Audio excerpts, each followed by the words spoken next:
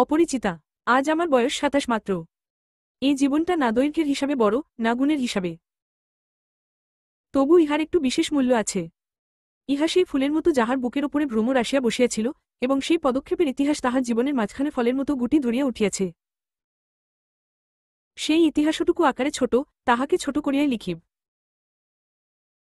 ছোটকে যাহারা সামান্য বলিয়া ভুল করেন না তাহারা ইহার রস বুঝিবেন। কলেজে যতগুলা পরীক্ষা পাস করিবার সব আমি চুকাইয়াছি।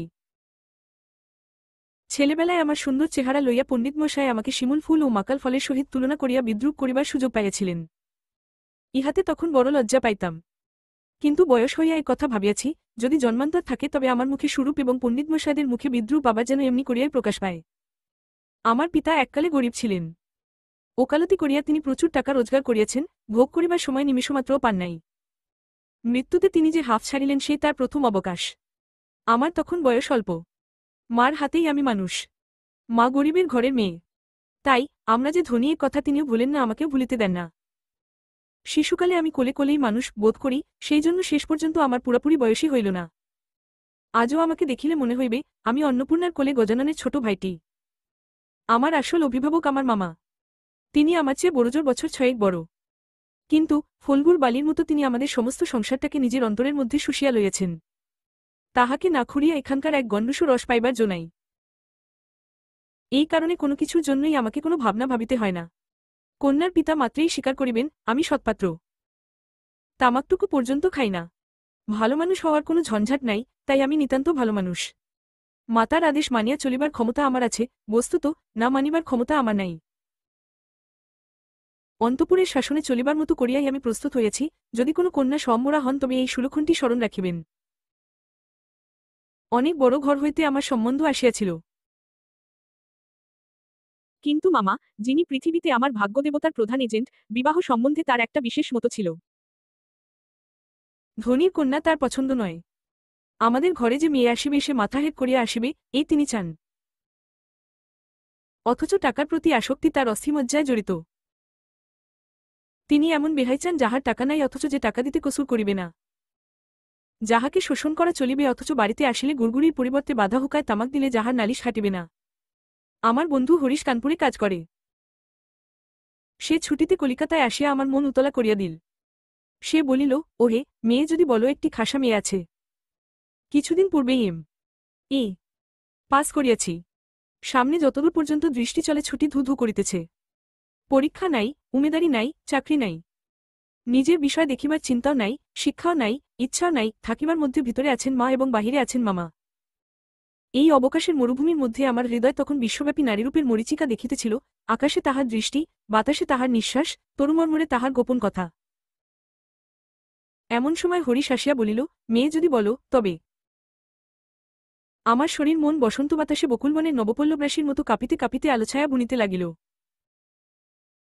হরিশ মানুষরা ছিল রসিক, রস দিয়া বর্ণনা করিবার শক্তি তাহার ছিল, আর আমার মন ছিল তৃষার্ত। আমি হরিশকে বলিলাম, একবার মামার কাছে কথাটা পারিয়া দেখো। হরিশ আসর জমাইতে অদ্বিতীয়। তাই সবত্রই তাহার খাতির। মামাও তাহাকে পাইলে ছাড়িতে চান না। কথাটা তার বৈঠকে উঠিল।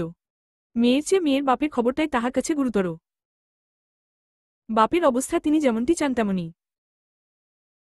এককালে ইহাদের বংশে লক্ষ্মীর মঙ্গলঘট ভরা ছিল।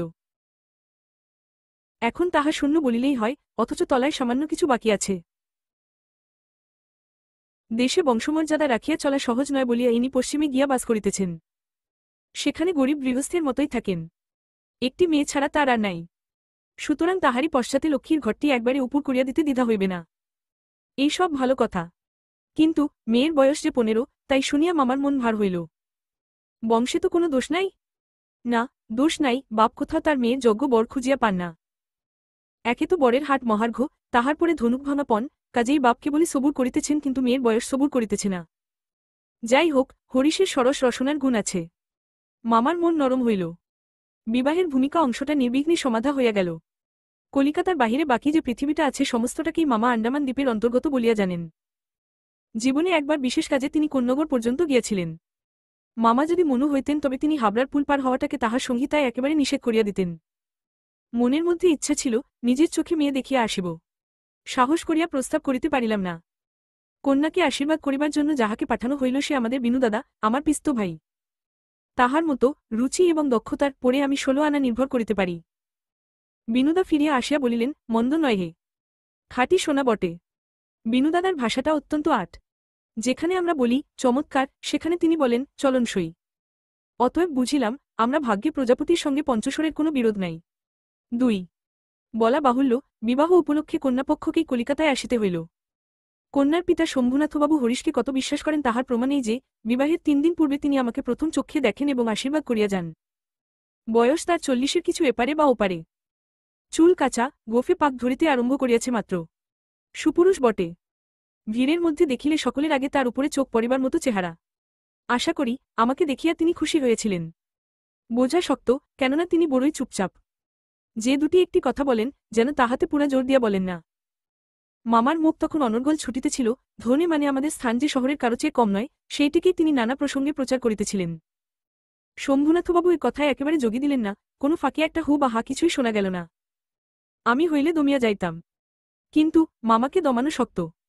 তিনি শম্ভুনাথবাবুর চুপচাপ ভাব দেখিয়া ভাবিলেন লোকটা নিতান্ত নির্জীব, একেবারে কোনো তেজ নাই। বেহাই সম্প্রদায়ের আর যাই থাক, তেজ থাকাটা দোষের, অতএব মামা মনে মনে খুশি হইলেন। শম্ভুনাথবাবু যখন উঠিলেন তখন মামা সংক্ষেপে উপর হইতেই তাকে বিদায় করিলেন, গাড়িতে তুলিয়া দিতে গেলেন না। পণ সম্বন্ধে দুই পক্ষে পাকাপাকি কথা ঠিক হইয়া গিয়াছিল। মামা নিজেকে অসামান্য চতুর বলিয়াই অভিমান করিয়া থাকেন।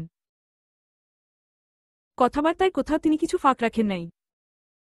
টাকার অঙ্ক তো স্থির ছিলই, তারপরে গহনা কত ভরির এবং সোনা কত দরের হইবে সেও একেবারে বাধাবাধি হইয়া গিয়াছিল। আমি নিজে এই সমস্ত কথার মধ্যে ছিলাম না। জানিতাম না, দেনা পাওনা কি স্থির হইল। মনে জানিতাম, এই স্থূল অংশটাও বিবাহের একটা প্রধান অংশ, এবং সে অংশের ভার যার উপরে তিনি এক করাও ঠকিবেন না। বস্তুত আশ্চর্য পাকা লোক বলিয়া মামা আমাদের সমস্ত সংসারের প্রধান গর্বের সামগ্রী। যেখানে আমাদের কোনো সম্বন্ধ আছে সেখানে সর্বত্রই তিনি বুদ্ধির লড়াইয়ে জিতিবেন, এ একেবারে ধরা কথা। এই জন্য আমাদের অভাব না থাকিলেও এবং অন্য পক্ষের অভাব কঠিন হইলেও জিতিব, আমাদের সংসারের এই জেদ, ইহাতে যে বাচুক আর যে মরুক। গায়ে হলুদ অসম্ভব রকম ধুম করিয়া গেল। বাহক এত গেল যে তাহার আদমশুমারি করিতে হইলে কেরানি রাখিতে হয়। তাহাদিগকে বিদায় করিতে অপর পক্ষকে যে নাকাল হইতে হইবে, সেই কথা স্মরণ করিয়া মামার সঙ্গে মা একযোগে বিস্তর হাসিলেন। ব্যান্ড, বাঁশি, শখের কনসার্ট প্রভৃতি যেখানে যত প্রকার উচ্চ শব্দ আছে সমস্ত একসঙ্গে মিশাইয়া বর্বর কোলাহলের মত্তহস্তি দ্বারা সঙ্গীত সরস্বতীর পদ্মবন দলিত বিদলিত করিয়া আমি তো বিবাহ বাড়িতে গিয়া উঠিলাম। আংটিতে হাড়েতে জড়ি জহরাতে আমার শরীর যেন গহনার দোকান নিলামে চড়িয়াছে বলিয়া বোধ হইল। তাহাদের ভাবি জামাইয়ের মূল্য কত সেটা যেন কত পরিমাণে সর্বাঙ্গে স্পষ্ট করিয়া লিখিয়া ভাবি শ্বশুরের সঙ্গে মোকাবিলা করিতে চলিয়াছিলাম। মামা বিবাহ বাড়িতে ঢুকিয়া খুশি হইলেন না। একে তো উঠানটাতে বরযাত্রীদের জায়গা সংকুলান হওয়াই শক্ত, তাহার পরে সমস্ত আয়োজন নিতান্ত মধ্যম রকমের। ইহার পরে শম্ভুনাথবাবুর ব্যবহারটা নেহাত ঠান্ডা। তার বিনয়টা অজস্র নয়। মুখে তো কথাই নাই। কোমরে চাদর বাঁধা, গলা ভাঙা, টাকরা, মিসকালো এবং বিপুল শরীর তার একটি উকিলবন্ধু যদি নিয়ত হাত জোর করিয়া মাথা হেলাইয়া, নম্রতার স্মিতাস্যে ও গদগদ বচনে কনসার্ট পার্টির করতাল বাজিয়ে হইতে শুরু করিয়া বরকর্তাদের প্রত্যেককে বারবার প্রচুররূপে অভিষিক্ত করিয়া না দিতেন তবে গোড়াতেই একটা এসপার ওসপার হইত। আমি সভায় বসিবার কিছুক্ষণ পরেই মামা শম্ভুনাথবাবুকে পাশের ঘরে ডাকিয়া লইয়া গেলেন। কি কথা হইল জানি না, কিছুক্ষণ পরেই শম্ভুনাথবাবু আমাকে আসিয়া বলিলেন, বাবাজি, একবার এই দিকে আসতে হচ্ছে। ব্যাপারখানা এই, সকলের না হোক, কিন্তু কোনো কোনো মানুষের জীবনের একটা কিছু লক্ষ্য থাকে। মামার একমাত্র লক্ষ্য ছিল, তিনি কোনোমতেই কারো কাছে ঠকিবেন না। তার ভয়, তার বেহাই তাকে গহনায় ফাঁকি দিতে পারেন, বিবাহকার্য শেষ হইয়া গেলে সে ফাঁকির আর প্রতিকার চলিবে না। বাড়ি ভাড়া, সওগাত, লোকবিদায় প্রভৃতি সম্বন্ধে যেরকম টানাটানির পরিচয় পাওয়া গেছে তাহাতে মামা ঠিক করিয়াছিলেন, দেওয়া থোয়া সম্বন্ধে এই লোকটির শুধু মুখের কথার উপর ভর করা চলিবে না। সেই জন্য বাড়ির স্যাকরাকে শুদ্ধ সঙ্গে আনিয়াছিলেন। পাশের ঘরে গিয়া দেখিলাম, মামা এক তক্তপোষে এবং স্যাকরা তাহার দাড়িপাল্লা কষ্টিপাথর প্রভৃতি লইয়া মেজেও বসিয়া আছে। শম্ভুনাথবাবু আমাকে বলিলেন, তোমার মামা বলিতেছেন বিবাহের কাজ শুরু হইবার আগেই তিনি কনের সমস্ত গহনা যাচাই করিয়া দেখিবেন, ইহাতে তুমি কি বল? আমি মাথা হেট করিয়া চুপ করিয়া রহিলাম। মামা বলিলেন, ও আবার কি বলিবে? আমি যা বলিব তাই হইবে। শম্ভুনাথবাবু আমার দিকে চাহিয়া কহিলেন, সেই কথা তবে ঠিক? উনি যা বলিবেন তাই হইবে? এই সম্বন্ধে তোমার কিছুই বলিবার নাই? আমি একটু ঘাড় নাড়ার ইঙ্গিতে জানাইলাম, এসব কথায় আমার সম্পূর্ণ অনধিকার। আচ্ছা তবে বসো, মেয়ের গা হইতে সমস্ত গহনা খুলিয়া আনিতেছি। এই বলিয়া তিনি উঠিলেন। মামা বলিলেন, অনুপম এখানে কি করিবে? ও সভায় গিয়া বসুক। শম্ভুনাথ বলিলেন, না, সভায় নয়, এখানেই বসিতে হইবে। কিছুক্ষণ পরে তিনি একখানা গামছায় বাঁধা গহনা আনিয়া তক্তপোষের ওপর মেলিয়া ধরিলেন। সমস্তই তাহার পিতামহীদের আমলের গহনা, হাল ফ্যাশনের সূক্ষ্ম কাজ নয়, যেমন মোটা তেমনি ভারী। স্যাকরা গহনা হাতে তুলিয়া লইয়া বলিল, এ আর দেখিব কি, ইহাতে খাদ নাই, এমন সোনা এখনকার দিনে ব্যবহারই হয় না। এই বলিয়া সে মকরমুখা মোটা একখানা বালায় একটু চাপ দিয়া দেখাইল তাহা বাকিয়া যায়। মামা তখনই তার নোটবই গহনাগুলির ফর্দ টুকিয়া লইলেন, পাছে যাহা দেখানো হইল তাহার কোনোটা কম পড়ে। হিসাব করিয়া দেখিলেন, গহনা যে পরিমাণ দিবার কথা এগুলি সংখ্যায় দরে এবং ভারে তার অনেক বেশি। গহনাগুলির মধ্যে একজোড়া ইয়ারিং ছিল। শম্ভুনাথ সেইটি স্যাকরার হাতে দিয়া বলিলেন, এইটি একবার পরখ করিয়া দেখো। স্যাকরা কহিল, ইহা বিলাতি মাল, ইহাতে সোনার ভাগ সামান্যই আছে। শম্ভুবাবু ইয়ারিংজোড়া মামার হাতে দিয়া বলিলেন, এটা আপনারাই রাখিয়া দিন। মামা সেটা হাতে লইয়া দেখিলেন, এই ইয়ারিং দিয়াই কন্যাকে তাহারা আশীর্বাদ করিয়াছিলেন। মামার মুখ লাল হইয়া উঠিল। দরিদ্র তাহাকে ঠকাইতে চাহিবে, কিন্তু তিনি ঠকিবেন না এই আনন্দ সম্ভোগ হইতে বঞ্চিত হইলেন এবং তাহার উপরেও কিছু উপরি পাওনা জটিল। অত্যন্ত মুখ ভার করিয়া বলিলেন, অনুপম, যাও তুমি সভায় গিয়া বসবে। শম্ভুনাথবাবু বলিলেন, না, এখন সভায় বসিতে হইবে না, চলুন আগে আপনাদের খাওয়াইয়া দিই। মামা বলিলেন, সে কি কথা, লগ্ন। শম্ভুনাথবাবু বলিলেন, সেজন্য কিছু ভাবিবেন না, এখন উঠুন। লোকটি নেহাত ভালো মানুষ ধরনের, কিন্তু ভিতরে বেশ একটু জোর আছে বলিয়া বোধ হইল। মামাকে উঠিতে হইল। বরযাত্রদেরও আহার হইয়া গেল। আয়োজনের আড়ম্বর ছিল না, কিন্তু রান্না ভালো এবং সমস্ত বেশ পরিষ্কার পরিচ্ছন্ন বলিয়া সকলেরই তৃপ্তি হইল। বরযাত্রদের খাওয়া শেষ হইলে শম্ভুনাথবাবু আমাকে খাইতে বলিলেন। মামা বলিলেন, সে কি কথা, বিবাহের পূর্বে বর খাইবে কেমন করিয়া? এই সম্বন্ধে মামার কোনো মতপ্রকাশকে তিনি সম্পূর্ণ উপেক্ষা করিয়া আমার দিকে চাহিয়া বলিলেন, তুমি কি বল, বসিয়া যাইতে দোষ কিছু আছে?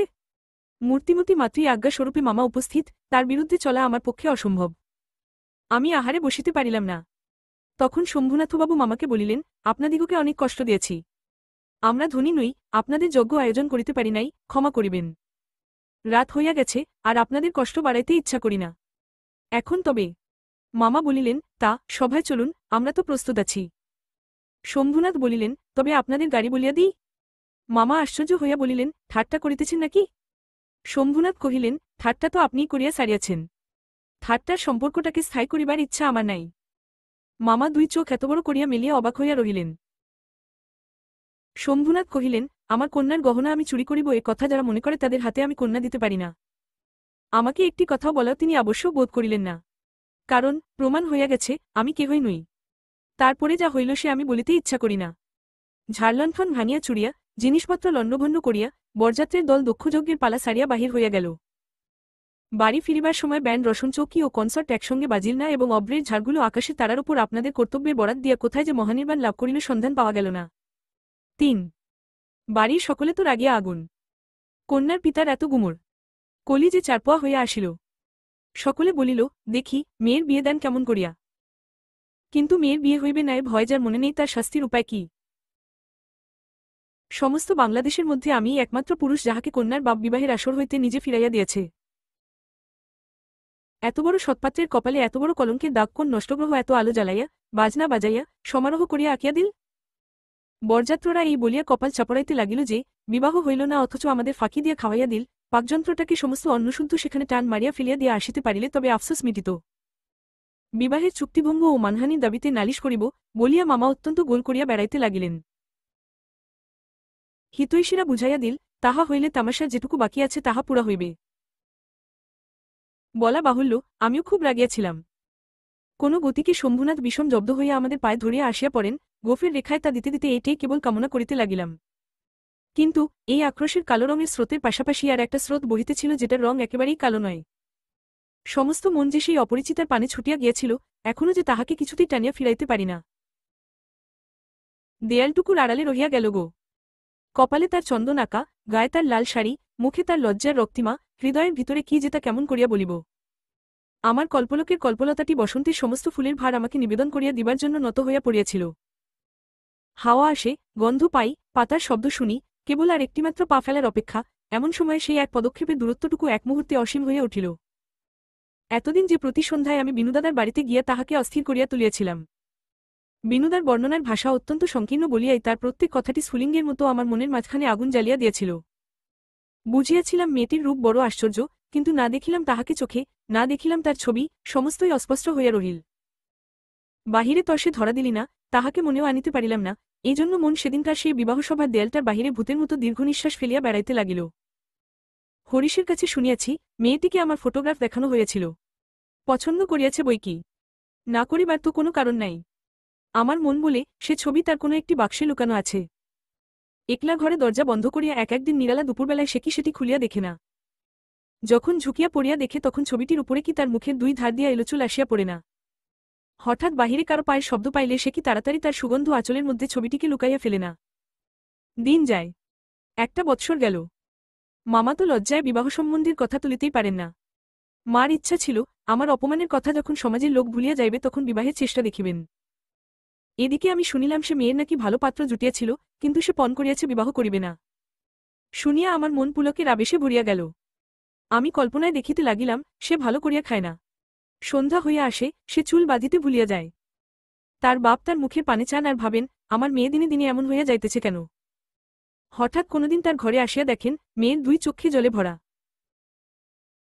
জিজ্ঞাসা করেন, মা তোর কি হয়েছে বল আমাকে। মেয়ে তাড়াতাড়ি চোখে জল মুছিয়া বলে, কই কিছুই তো হয়নি বাবা। বাপের এক মেয়ে যে বড় আদরের মেয়ে। যখন অনাবৃষ্টির দিনে ফুলের কুড়িটির মতো মেয়ে একেবারে বিমর্ষ হইয়া পড়িয়াছে তখন বাপের প্রাণে আর সহিল না। তখন অভিমান ভাসাইয়া দিয়া তিনি ছুটিয়া আসিলেন আমাদের দ্বারে। তারপরে মনের মধ্যে সেই যে কালো রঙের ধারাটা বহিতেছে সে যেন কালো সাপের মতো রূপ ধরিয়া ফোঁস করিয়া উঠিল। সে বলিল, বেশ তো আর একবার বিবাহের আসর সাজানো হোক, আলো জ্বলুক, দেশ বিদেশের লোকের নিমন্ত্রণ হোক, তারপরে তুমি বরের টোপর পায়ে দলিয়া দলবল লইয়া সভা ছাড়িয়া চলিয়া এসো। কিন্তু যে ধারাটি চোখের জলের মতো শুভ্র সে রাজহংসের রূপ ধরিয়া বলিল, যেমন করিয়া আমি একদিন দময়ন্তীর পুষ্পবনে গিয়েছিলাম তেমনি করিয়া আমাকে একবার উড়িয়া যাইতে দাও, আমি বিরোহিণীর কানে কানে একবার সুখের খবরটা দিয়া আসি গে। তারপরে দুঃখের রাত পোহাইল, নববর্ষার জল পড়িল, ম্লান ফুলটি মুখ তুলিল, এবারে সেই দেয়ালটার বাহিরে রহিল সমস্ত পৃথিবীর আর সবাই, আর ভিতরে প্রবেশ করিল একটিমাত্র মানুষ। তারপরে আমার কথাটি ফুরাল। 4 কিন্তু কথা এমন করিয়া ফুরাইল না। যেখানে আসিয়া তাহা অফুরান হয়েছে সেখানকার বিবরণ একটুখানি বলিয়া আমার এ লেখা শেষ করিয়া দিই। মাকে লইয়া তীর্থে চলিয়াছিলাম। আমার উপরেই ভার ছিল, কারণ মামা এবারেও হাবড়ার পুল পার হন নাই।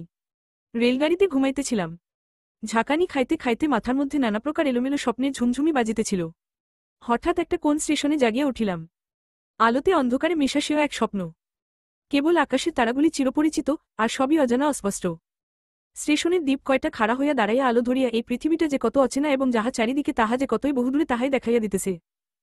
গাড়ির মধ্যে মা ঘুমাইতেছেন। আলোর নিচে সবুজ পর্দা টানা। তরঙ্গ বাক্স জিনিসপত্র সমস্তই কি কার ঘাড়ে এলোমেলো হইয়া রহিয়াছে, তাহারা যেন স্বপ্নলোকের উল্ট পালট আসবাব, সবুজ প্রদোষের মিটমিটি আলোতে থাকা এবং না থাকার মাঝখানে কেমন একরকম হইয়া পড়িয়া আছে। এমন সময় সেই অদ্ভুত পৃথিবীর অদ্ভুত রাত্রেকে বলিয়া উঠিল, শিগগির চলে আয়, এই গাড়িতে জায়গা আছে। মনে হইল যেন গান শুনিলাম। বাঙালি মেয়ের গলায় বাংলা কথা যে কি মধুর তাহা এমনি করিয়া অসময়ে অজায়গায় আচমকা শুনিলে তবে সম্পূর্ণ বুঝিতে পারা যায়। কিন্তু এই গলাটিকে কেবলমাত্র মেয়ের গলা বলিয়া একটা শ্রেণীভুক্ত করিয়া দেওয়া চলে না, এ কেবল একটি মানুষের গলা। শুনিলেই মন বলিয়া ওঠে, এমন তো আর শুনি নাই। চিরকাল গলার স্বর আমার কাছে বড় সত্য। রূপ জিনিসটি বড় কম নয়, কিন্তু মানুষের মধ্যে যাহা অন্তরতম এবং অনির্বচনীয়, আমার মনে হয় কণ্ঠস্বর যেন তারই চেহারা। আমি তাড়াতাড়ি গাড়ির জানালা খুলিয়া বাহিরে মুখ বাড়াইয়া দিলাম, কিছুই দেখিলাম না। প্ল্যাটফর্মের অন্ধকারে দাঁড়াইয়া গার্ড তাহার একচক্ষু লণ্ঠন নাড়িয়া দিল, গাড়ি চলিল। আমি জানলার কাছে বসিয়া রহিলাম।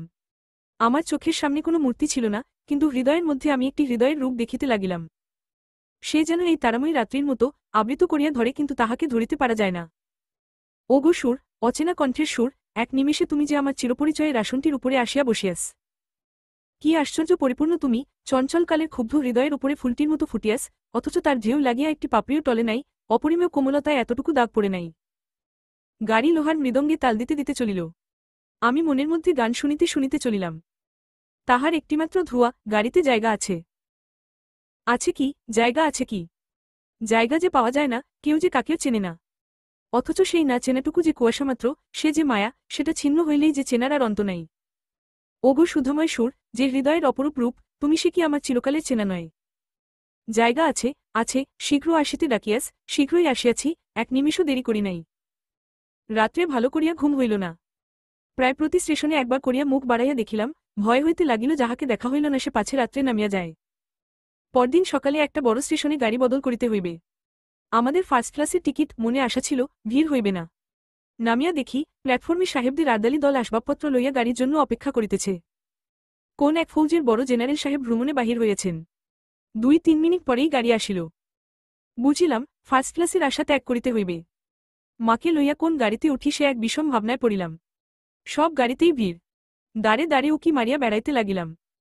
এমন সময় সেকেন্ড ক্লাসের গাড়ি হইতে একটি মেয়ে আমার মাকে লক্ষ্য করিয়া বলিলেন, আপনারা আমাদের গাড়িতে আসুন না, এখানে জায়গা আছে। আমি তো চমকিয়া উঠিলাম। সেই আশ্চর্যমধুর কণ্ঠ এবং সেই গানেরই ধোঁয়া, জায়গা আছে। ক্ষণমাত্র বিলম্ব না করিয়া মাকে লইয়া গাড়িতে উঠিয়া পড়িলাম। জিনিসপত্র তুলিবার প্রায় সময় ছিল না। আমার মতো অক্ষম দুনিয়ায় নাই। সেই মেয়েটি কুলিদের হাত হইতে তাড়াতাড়ি চলতি গাড়িতে আমাদের বিছানাপত্র টানিয়া লইল। আমার একটা ফটোগ্রাফ তুলিবার ক্যামেরা স্টেশনেই পড়িয়া রহিল, গ্রাহ্যই করিলাম না। তারপরে কি লিখিব জানি না। আমার মনের মধ্যে একটি অখণ্ড আনন্দের ছবি আছে, তাহাকে কোথায় শুরু করিব, কোথায় শেষ করিব। বসিয়া বসিয়া বাক্যের পর বাক্য যোজনা করিতে ইচ্ছা করে না। এবার সেই সুরটিকে চোখে দেখিলাম। তখনও তাহাকে সুর বলিয়াই মনে হইল। মায়ের মুখের দিকে চাহিলাম। দেখিলাম তার চোখে পলক পড়িতেছে না। মেয়েটির বয়স 16 কি 17 হইবে, কিন্তু নবযৌবন ইহার দেহে মনে কোথাও যেন একটু ভার চাপাইয়া দেয় নাই। ইহার গতি সহজ, দীপ্তি নির্মল, সৌন্দর্যের সূচিতা অপূর্ব, ইহার কোনো জায়গায় কিছু জরিমা নাই। আমি দেখিতেছি, বিস্তারিত করিয়া কিছু বলা আমার পক্ষে অসম্ভব। এমনকি সে যে কি রঙের কাপড় কেমন করিয়া পরিয়াছিল তাহাও ঠিক করিয়া বলিতে পারিব না। এটা খুব সত্য যে তার বেশভূষায় এমন কিছুই ছিল না যেটা তাহাকে ছাড়াইয়া বিশেষ করিয়া চোখে পড়িতে পারে। সে নিজের চারিদিকে সকলের চেয়ে অধিক, রজনীগন্ধার শুভ্র মঞ্জরীর মতো সরল বৃন্তটির উপরে দাঁড়াইয়া যে গাছে ফুটিয়াছে সে গাছকে সে একেবারে অতিক্রম করিয়া উঠিয়াছে।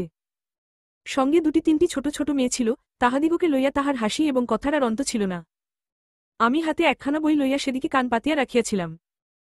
যেটুকু কানে আসিতেছিল সে তো সমস্তই ছেলেমানুষদের সঙ্গে ছেলেমানুষই কথা। তাহার বিশেষত্ব এই যে তাহার মধ্যে বয়সের তফাতে কিছুমাত্র ছিল না, ছোটদের সঙ্গে সে অনায়াসে এবং আনন্দে ছোট হইয়া গিয়াছিল। সঙ্গে কতকগুলি ছবিওয়ালা ছেলেদের গল্পের বই, তাহারই কোন একটা বিশেষ গল্প শোনাইবার জন্য মেয়েরা তাকে ধরিয়া পড়িল। এই গল্প নিশ্চয় তারা 20-25 বার শুনিয়াছে। মেয়েদের কেন যে এত আগ্রহ তাহা বুঝিলাম। সেই সুধাকণ্ঠের সোনার কাঠিতে সকল কথা যে শোনা হইয়া ওঠে। মেয়েটির সমস্ত শরীর মন যে একেবারে প্রাণে ভরা, তার সমস্ত চলায় বলায় স্পর্শে প্রাণ ঠিকরিয়া ওঠে।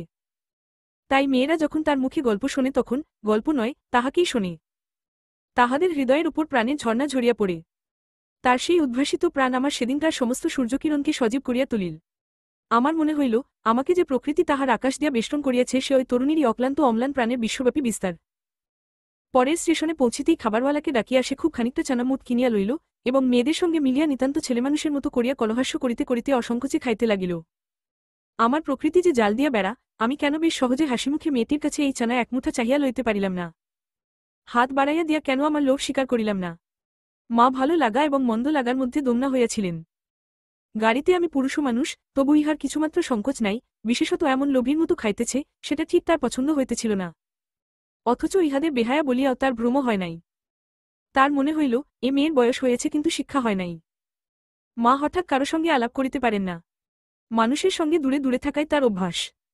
এই মেয়েটির পরিচয় লইতে তার খুব ইচ্ছা, কিন্তু স্বাভাবিক বাধা কাটাইয়া উঠিতে পারিতেছিলেন না। এমন সময় গাড়ি একটা বড় স্টেশনে আসিয়া থামিল। সেই জেনারেল সাহেবের একদল অনুষঙ্গী এই স্টেশন হইতে উঠিবার উদ্যোগ করিতেছে। গাড়িতে কোথাও জায়গা নাই। বারবার আমাদের গাড়ির সামনে দিয়া তারা ঘুরিয়া গেল। মা তো ভয়ে আস্ত, আমিও মনের মধ্যে শান্তি পাইতেছিলাম না। গাড়ি ছাড়িবার অল্পকাল পূর্বে একজন দেশি রেলওয়ে কর্মচারী নাম লেখা 2খানা টিকিট গাড়ির 2 বেঞ্চের শিয়রের কাছে লটকাইয়া দিয়া আমাকে বলিল, এই গাড়ির এই 2 বেঞ্চ আগে হইতেই 2 সাহেব রিজার্ভ করিয়াছেন, আপনাদিগকে অন্য গাড়িতে যাইতে হইবে। আমি তো তাড়াতাড়ি ব্যস্ত হইয়া দাঁড়াইয়া উঠিলাম। মেয়েটি হিন্দিতে বলিল, না, আমরা গাড়ি ছাড়িব না। সে লোকটি রোগ করিয়া বলিল, না ছাড়িয়া উপায় নাই। কিন্তু মেয়েটি চলিষ্ণুতার কোনো লক্ষণ না দেখিয়া সে নামিয়া গিয়া ইংরেজ স্টেশন মাস্টারকে ডাকিয়া আনিল। সে আসিয়া আমাকে বলিল, আমি দুঃখিত, কিন্তু। শুনিয়া আমি কুলি কুলি করিয়া ডাক ছাড়িতে লাগিলাম। মেয়েটি উঠিয়া 2 চক্ষে অগ্নিবর্ষণ করিয়া বলিল, না, আপনি যাইতে পারিবেন না, যেমন আছেন বসিয়া থাকুন। বলিয়া সে দ্বারের কাছে দাঁড়াইয়া স্টেশন মাস্টারকে ইংরেজি ভাষায় বলিল, এ গাড়ি আগে হইতে রিজার্ভ করা, এ কথা মিথ্যা কথা। বলিয়া নাম লেখা টিকিটটি খুলিয়া প্ল্যাটফর্মে ছুড়িয়া ফেলিয়া দিল। ইতিমধ্যে আর্দালি সমেত ইউনিফর্ম পরা সাহেব দ্বারের কাছে আসিয়া দাঁড়াইয়াছে। গাড়িতে সে তার আসবাব উঠাইবার জন্য আর্দালিকে প্রথমে ইশারা করিয়াছিল। তাহার পরে মেয়েটির মুখে তাকাইয়া, তার কথা শুনিয়া, ভাব দেখিয়া স্টেশন মাস্টারকে একটু স্পর্শ করিল এবং তাহাকে আড়ালে লইয়া গিয়া কি কথা হইল জানি না।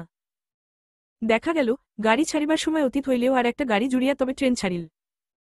মেয়েটি তার দলবল লইয়া আবার এক পত্তন চানা মুখ খাইতে শুরু করিল, আর আমি লজ্জায় জানলার বাহিরে মুখ বাড়াইয়া প্রকৃতির শোভা দেখিতে লাগিলাম। কানপুরে গাড়ি আসিয়া থামিল। মেয়েটি জিনিসপত্র বাঁধিয়া প্রস্তুত, স্টেশনে একটি হিন্দুস্থানী চাকর ছুটিয়া আসিয়া ইহাদিগকে নামাইবার উদ্যোগ করিতে লাগিল। মা তখন আর থাকিতে পারিলেন না। জিজ্ঞাসা করিলেন, তোমার নাম কি মা? মেয়েটি বলিল, আমার নাম কল্যাণী। শুনিয়া মা এবং আমি দুজনেই চমকিয়া উঠিলাম। তোমার বাবা? তিনি এখানকার ডাক্তার, তাহার নাম শম্ভুনাথ সেন। তারপরেই সবাই নামিয়া গেল। উপসংহার।